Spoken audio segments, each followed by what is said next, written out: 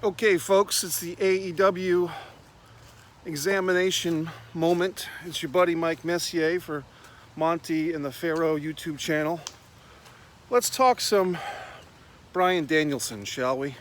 Now, as I'm recording this, the reports are in that Bryan Danielson just had one unbelievably great match with a Japanese competitor, Suzuki. People are calling it one of the greatest matches of Bryan Danielson's career, perhaps one of the greatest matches of Suzuki's career. Both men pushing themselves to new limits, pushing themselves to new strategies, new techniques. And this type of creativity, this type of performance, this type of imagination is happening in a place like AEW that doesn't have a training camp, okay? They don't take men and make them children like NXT does. They don't change people's styles. They don't get upset like they do in NXT when a wrestler comes there and already has a wrestling style. They embrace that in AEW. In WWE, it's all about, oh, you gotta wrestle the WWE style. You gotta know your cues. You gotta know where to look for the three-sided ring, okay? All those things that homogenize a professional wrestling match into a sports entertainment exhibition, those things Bryan Danielson is no longer a slave to. He's no longer a slave to the WWE way of doing things. He's no longer a McMeat puppet. Now, kind of like, Stockholm Syndrome? When Bryan first got his freedom and came over to AEW, telling his wife, please stop crying, call your father-in-law, tell him to, hey, Johnny Laurinaitis, I'm really upset with Bryan. What's he doing over there? He should be sticking with us. If the WWE wanted to keep Bryan Danielson, they wouldn't have stacked him so shamefully with Edge to Roman Reigns, okay? Roman Reigns is the personification of Junior McMahon's wet dream of what a wrestler is supposed to be. 265 pounds, yeah. Samoan heritage, yeah. And that Roman Reigns is what Junior likes. That's what he likes in his wrestlers, okay? A guy like Bryan Danielson was never allowed to succeed fully in WWE, okay? Yes, he had the platform, and yes, he won the title, but he was never fully given the opportunity to show his full greatness in a place that didn't value him, didn't value his uniqueness. And now he is in a place that values him, values his unique qualities, his unique connection with the fans. So Bryan Danielson, being such a gentleman, so respectful, when he had his little post or his little tweet thanking the WWE, thanking the fans, blah, blah, blah. It's an act of class on his part.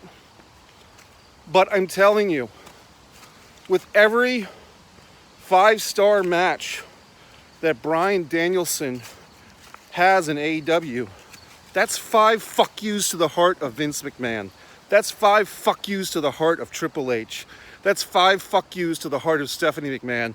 Now, I would give 5 fuck yous to the heart of Shane McMahon, but he doesn't care, okay? So there you go. Bryan Danielson has found himself a new home. He's shaking off the Stockholm Syndrome with every chop on the chest from Kenny Omega. Every kick from Suzuki reminds him that he's now, once again, a professional wrestler, not a sports entertainer, not a McMeat puppet, not part of the system. He doesn't have to sit on the sidelines for 2 years, okay? He doesn't have to feud with The Miz, for Christ's sake.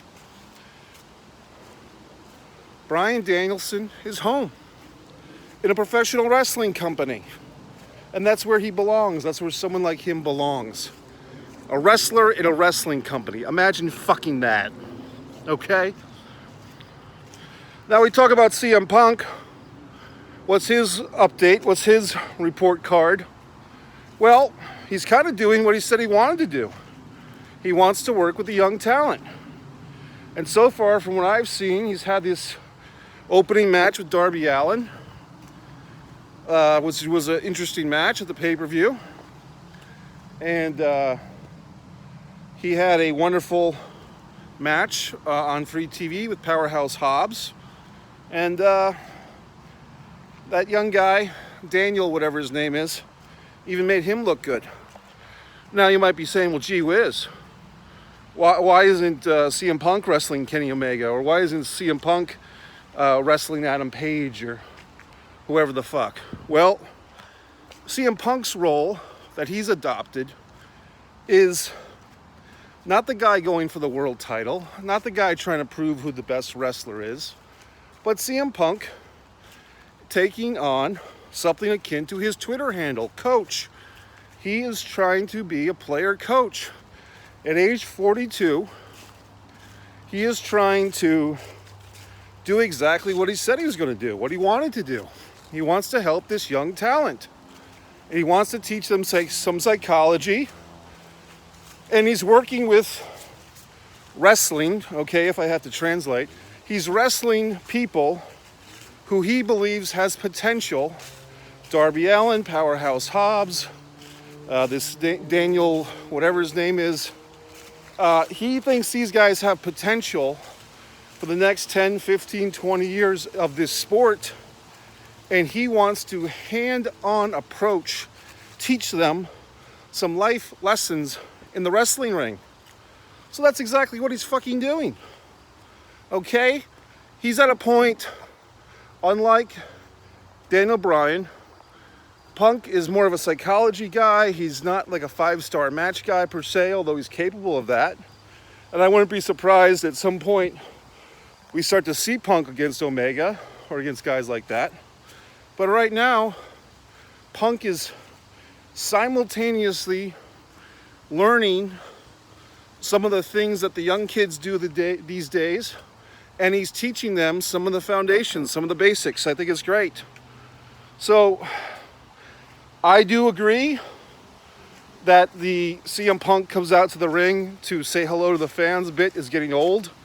I think it got old after the second time it happened, if not during the second time. I think we've had enough interviews with Punk in the ring, just like we had enough interviews with Sting in the ring. That went on forever. I think it's time for Punk to... I don't mind his commentary. I think CM Punk's a better commentator than Chris Jericho, by the way. Jericho just sounds like a screeching cat. Punk actually has some insights. He's better than Excalibur. And to be honest, I hate to say it, but I think Tony Schiavone usually does a more solid job than Jim Ross. Okay, I think that Schiavone has aged better than Jim Ross. Okay? So I'm being honest, I'm shooting from the fucking heart. Just like CM Punk does and just like Bryan Danielson does. I mean, one thing that pisses me off about Jim Ross is every once in a while he slips and he uses their slave names. He calls Ruby Soho by her former name, her slave name. So, or Paul White, he's done it a million times. He used his slave name. So there you go, folks. It's your AEW report. I'm speaking from the heart. These wrestlers are so much happier now that they are away from Junior, senile Junior, who loves nothing more than to raise McMeat puppets in his factory of fucks, change their names, strip their identities. You know what I mean? Rex Steiner is no longer Rex Steiner. He's Braun, whatever the fuck. Disgraceful. Karrion Kross looks like a piece of fucking shit. Okay? Demolition Cross looks like garbage. Keith Lee is Bearcat fucking Lee. Are you goddamn serious? It's disgraceful.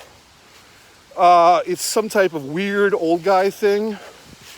Junior, actually, I think Junior thinks that the wrestlers that come in from NXT are like wrestlers who are coming in from a rival promotion.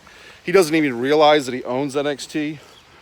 I mean, if you really look at it, the way that Junior treats these guys, Karrion Kross, Keith Lee, he's treating them like he treated the Rebel Dick Slater, okay?